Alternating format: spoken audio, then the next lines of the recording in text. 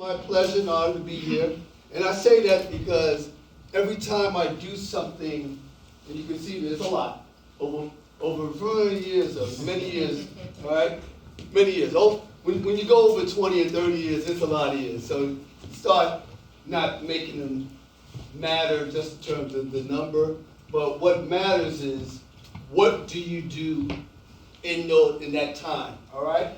There's people who describe life as, here you start here and you end there. Well, what are you going to fill it up with? What are you going to do, all right?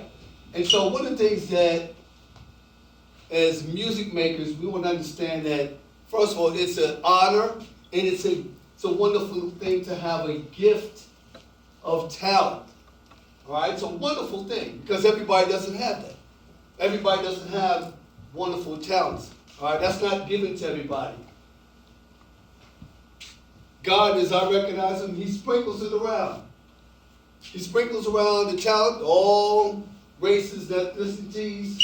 Everybody gets that, the sprinkle. Everybody gets a sprinkle. However, everybody doesn't get the same opportunities, all right? Now, the opportunities happen wherever they happen, however you get to them. Your quest is to be ready for those. So, you're artists, right? How many instrumentalists do we have here? Raise your hand. Okay. Any singers? Okay. Anybody that wants to do arranging, orchestrating, anything like that? Okay. Good. Oh, great. All right. So these are all things that you want to strive for. You want to put together your skills. You want to put together all your package and get ready to have a career.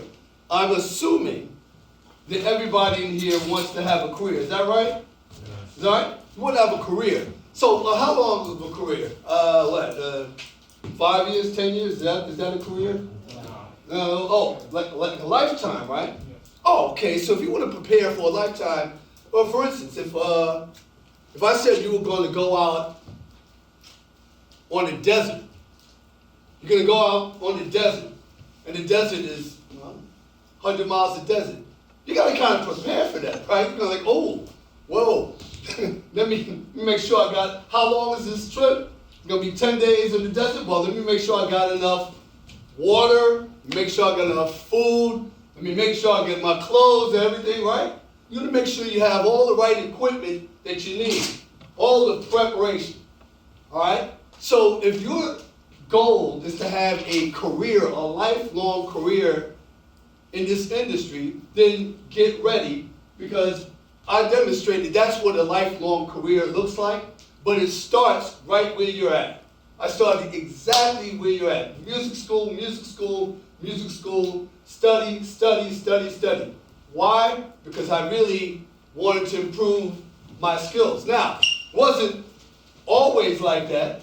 I started off with, just being a talented kid, all right? I have perfect pitch, all right? I understand there was a few other people with it. When I was 5 years old, I started in the projects, and my mother took me over. We were down in the projects right down from Columbia University. At that time, the Juilliard School was on the Columbia University campus. My mother took me over there, and they tested me. Whoa, this kid's got perfect pitch. My father played piano. I said, oh, wow. And then they took me to another place. They were testing this, and they wanted to poke holes in me to see, And at 5 years old, I don't know what's going on. You play a note, I recognize the note, and, great, that's talent. Because that's given to me. That's a gift. I didn't do anything to earn it. I didn't work at it. Somebody played a C, that's a C. Somebody plays something. All right, so you have certain gifts that you're given, and then there's going to be things that you work at. So today I want to talk about a few things. One is that how do you marry these things together? Well, one thing is work ethic. That's one thing I employ in everything I do. Work ethic. Work ethic. Everybody say, work ethic. Work. Speak up. Work ethic. Work ethic. Great. See, I'm going to show you how to lead.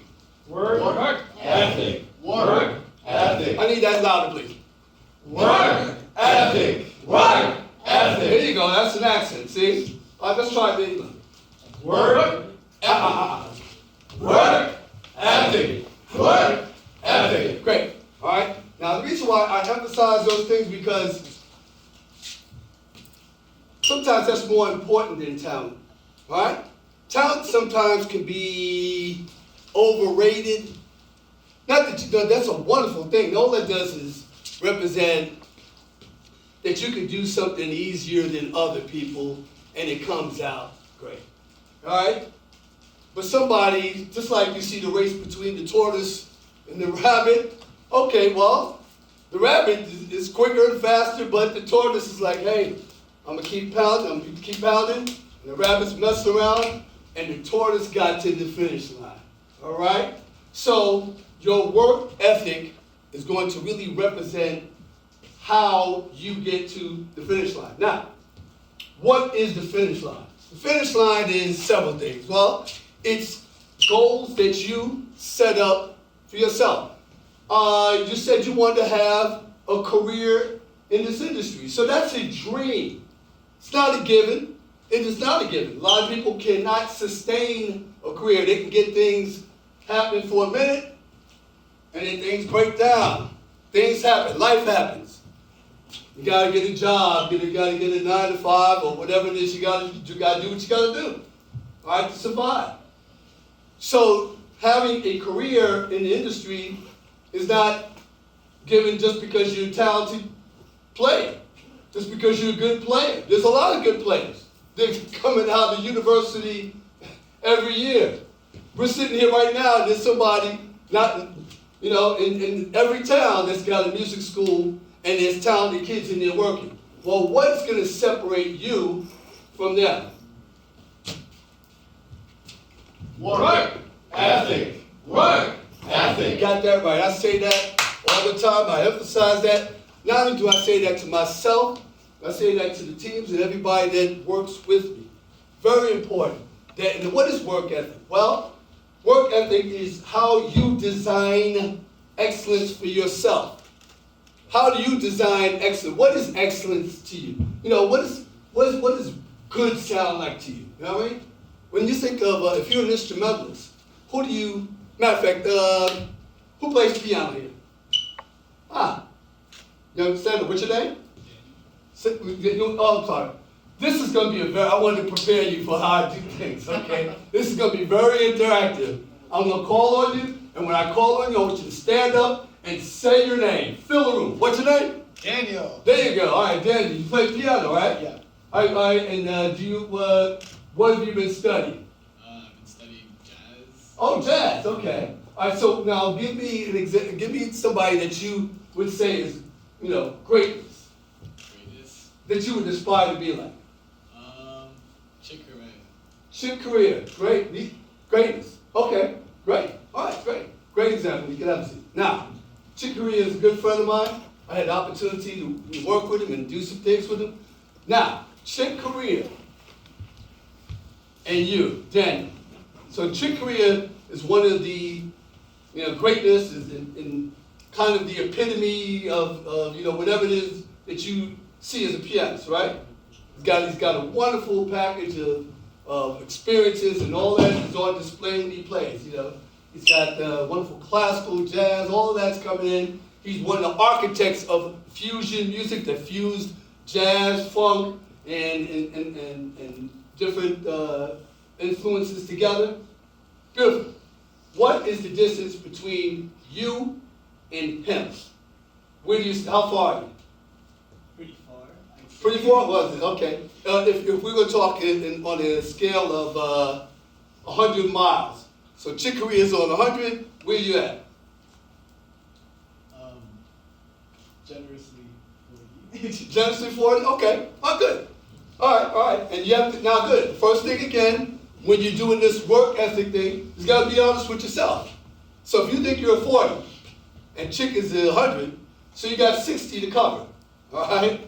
Now that 60 distance can be, that could be, hey, listen, that could be rough or it could be, it was never going to be easy going, but whatever it is, it's going to be arduous, all right? It's going to be something that you have to knuckle down and do and get that. How do I get from 40 to 45, 45 to 50, you know, and over what period of time is it going to take you to do that? What do you have to do? So what do you have to do to get to be Chick Corea? I gotta learn more classical music. I gotta learn more. Like, I just gotta. Can everybody hear? Yeah. Make sure you're speaking. Everybody can hear you. Go ahead. I gotta be more comfortable with like playing and composing my own stuff all the time. All right, so that's different. Composer and a player. Okay. All right. So yes, right. As a composer, you have to kind of separate Chick Corea as a composer and as a player. Okay. So as a player, you have to. All right. So you need to put some more practice time in, right? Learning some different things. You learn about what he's done. Maybe play some of his transcriptions. All right. And as you're doing that. So one of the things as instrumentalists that sometimes, and I'm sure your teachers were trying to pound the table on how do you practice? I've passed it, not this particular school today, because I haven't heard any practice sessions, but I've been into schools all over the country. And sometimes I'll go by a practice room, I'll hear somebody playing something, and they're so interested in playing it fast, and I'm like, hey, how about if you slow that down and make sure it's accurate? Being accurate when you practice. Now, if you're gonna go perform it and it's at a fast tempo, hopefully your practice will have paid off so that you can perform it proficiently and accurately at that tempo, right? So there's no sense in you, right? That's like, oh, how did that sound? Nah, it's so good, not so good. But you want to make sure that it sounds, whatever it is, make sure it's sounding accurate. So your practice regimen has got to be reflective of where you think excellence is. All right? Again, this goes back to the work ethic. All right? The work ethic is you designing how excellent you want to be. Well, how excellent do you want to be?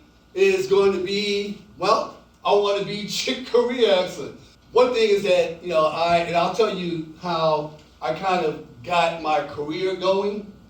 And while I was still in high school, and when I met Earl, I played many instruments. I played piano, studied piano. And then I said, ooh, I really like the drums too. So I started playing drums and piano, studying drums and piano. So in music school, I would go from, the piano study, and then, I'd stay around and do a theory class, and then go to, drums and percussion. I play all orchestral percussion, mallets and timpanis and all that. And then I'd also studied, with the choir. Also, any instrument that I could find along the way, because I had an aptitude. I had a real hunger and thirst for it. So if I saw a trumpet, I'd pick up the trumpet, give me 10 minutes with the trumpet, and I'm going to figure out how to play something. Give me any instrument. That's my gift and talent, right? Give me any instrument. In 10, 15 minutes, I'm going to figure out how to play something. Now, may not be good, but it's something. All it is to say, hey, you can enjoy this wonderful gift of music. It's a wonderful gift. So I enjoy it. I enjoy every moment of it. I enjoy every minute of the ride, every minute of the journey, because this is a wonderful gift. It's not a given, okay? It's not a given. And what it is something that if you want to do, you want to make sure that you have fun doing it. Is everybody with me? You guys with me? Yeah? No, are you with me? Yeah. There we go. Stay with me.